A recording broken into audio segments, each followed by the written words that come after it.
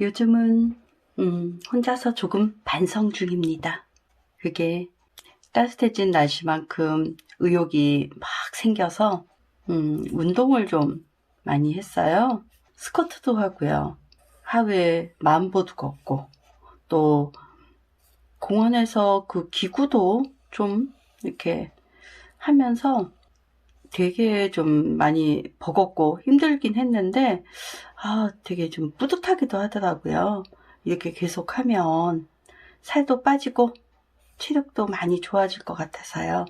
그래서 열심히 나름대로 했는데, 기대는 무너지고요. 멀쩡한 무릎만 나갔지 뭡니까. 붓고, 열나고, 그렇게 걷기 힘든 무릎을 가지고, 그 무릎으로, 그죠? 그 무릎으로, 정형외과에 다녀오면서 참 반성이 많이 되고, 또 민망하기도 했습니다. 그동안 말로는,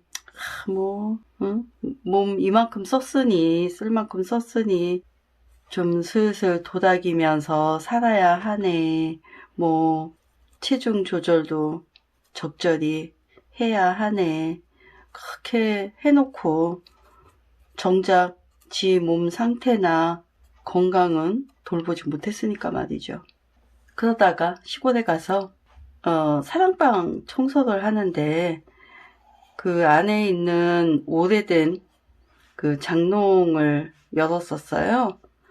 그랬더니 그 안에 이렇게 언제 꺼내 썼는지 기억도 안 나는 그런 이불이며 베개가 퀴퀴하고 그 쿰쿰한 냄새를 풍기면서 막 이렇게 빈틈없이 꽉 들어차 있는 그 모습이 마치 해소되지 않고 엉켜서 썩어가고 있는 것 같은 그런 답답한 그 생각이 확 들면서 순간 그 멈칫하게 되더라고요.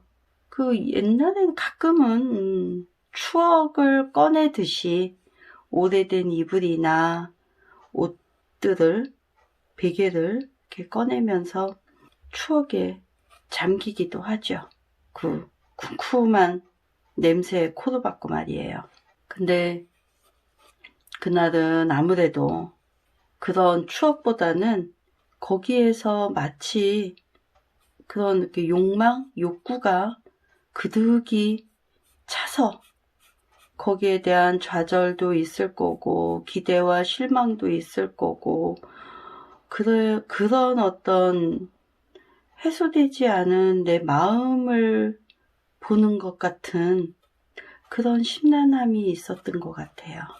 또 언젠가는 입을 것 같거나 언젠가는 쓸 것 같아서 아까워서 버리지 못하고 그득이 쌓인 내 옷장을 보는 것도 같아서 더 심란했던 것 같기도 합니다. 그동안 나름대로 옷장은 그렇지만 그래도 나름대로는 그런 감정이나 욕망이 좀 과하다라고 판단이 되면 잠깐 멈춰서서 호흡을 가다듬고 주위를 천천히 둘러보고 스스로를 돌이켜 봐야 된다. 그렇게 하자.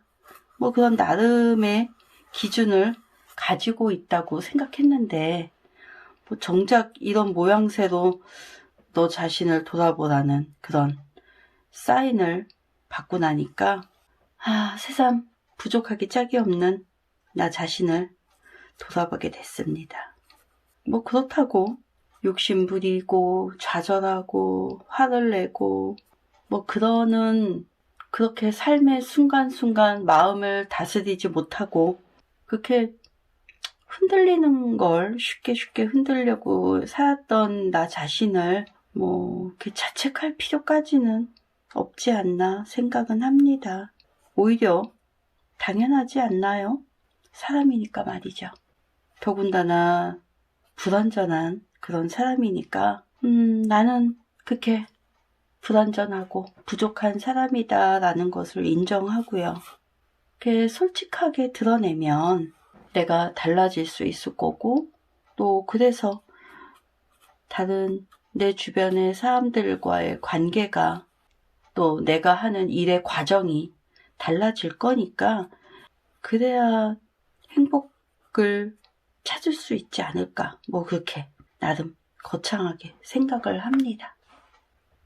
여튼 이렇게 복잡한 마음일 때 제가 하는 방법은 내 자신에게 질문을 던지는 방법을 저는 애용하고 있습니다. 자, 지금 가장 원하는 게 뭐지? 내 상태는 어떤가?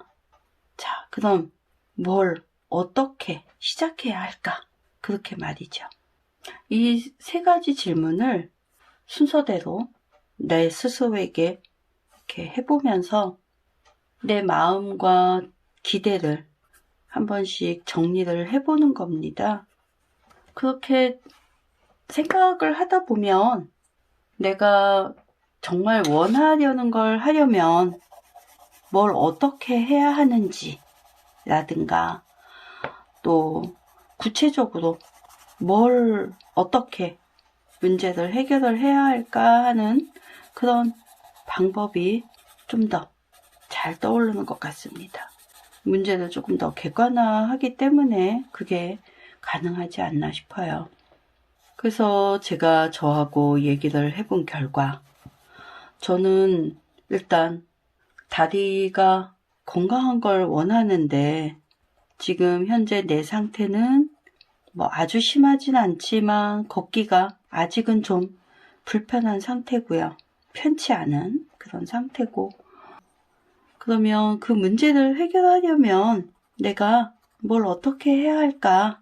그거는 생각해 보니까요. 근육 강화 운동을 해야 할 것 같아요. 또 당연히 체중 조절도 해야겠죠. 물론 쉽지는 않지만. 그래서 그걸 그러면 어떻게 해야 하나? 이 문제 해결은 어떻게 해야 가능할까를 이렇게 생각을 해보면, 요즘 다들 알다시피 단백질 보충을 하되 탄수화물은 줄이고 저탄고지 이런 것도 하고요. 또 근육 강화 운동은 일주일에 한 3번 정도, 또는 하루에 생각날 때마다 한 3시간 정도, 3회 정도 그렇게 해야겠구나, 이렇게 나름 계획은 세웠습니다. 그래서 그렇게 이제 새로운 계획을 가지고 나니까 조금 마음이 정리가 되는 것 같아요. 혹시 이렇게 들으시면서 그게 단순한 문제니까 그렇게 쉽게 정리가 되지, 사람 사는 게 어디 그렇게 쉽고 단순하기만 하나, 그런 정도 문제라면 누구는 못할까 말씀하실 수도 있을 것 같아요. 당연하죠. 참 생각에 따라서 너무나 힘든, 생각지도 못했던 그런 고비들을 살면서 수시로 만나게 되니까요. 근데 지금 이렇게 이제 그림을 그리면서 문득 떠오르는 생각이, 예전에 굉장히 복잡하게 생긴 석고상 같은 걸 이렇게 그림을 그릴 때 선생님이 처음 그렇게 말씀해 주시더라고요. 그거를 좀 한 덩어리 머리에 그런 곱슬곱슬한 것도 한 덩어리로 구분을 해봐라. 그래서 형태를, 그 복잡해 보이기만 하는 그 형태를 좀 단순화시켜라 라고 이렇게 얘기를 하셔서, 처음엔 그게 도대체 뭔 말인지 이해를 못했던 생각이 문득 드네요. 근데 참 신기하게도 자꾸 들여다보고 그걸 좀 단순화하려고 노력을 하니까 보면 볼수록 보이더군요. 물론 대단히 잘 해결을 하지는 못했습니다만은, 하나 확실한 건 보려고 노력한 만큼은 보이는 것 같아요. 단순화시켜서 단순하게 보려고 하는 것, 그게 정말 필요했다는 생각이 듭니다.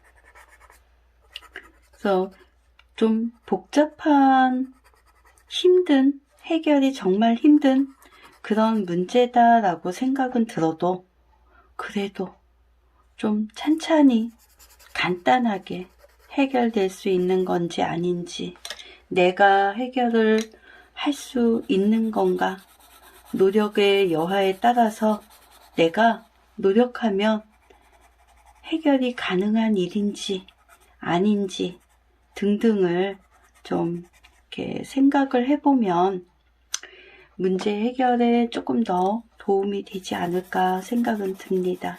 해결이 될 수 없는 문제라면 그렇게 끌어안고 있는 게 사실 큰 도움은 안 될 테니까 말이에요.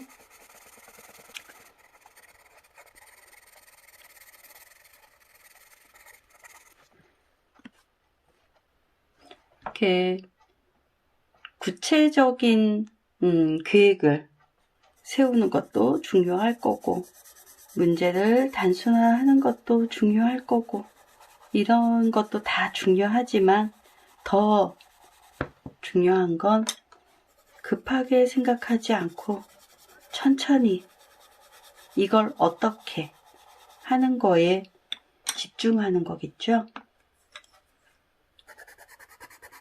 그렇게 천천히 생각을 정리하다 보면 뭔가 답답한 안개가 낀 것 같은 그런 머릿속이 조금 단순해지면서 좀 개운해지는 그런 느낌이 드실 거라고 생각이 듭니다. 이렇게 그림을 그리면서 생각을 좀 차분하게 정리를 해보는 것도 좋겠네요. 이렇게 그림을 그리다 보니까 훨씬 마음이 편안해지는 느낌이 있거든요. 자, 차분히 자신을 돌아보는 그런 좋은 시간을 가지시면서 그런 나만의 시간을 통해서 어제보다 오늘 조금 더 단단해지는 나를 만나보시기 바랍니다. 먼지를 가득 품은 이 아이들도 이렇게 정리를 해놓으니 제법 예뻐 보이네요. 오늘도 행복하세요.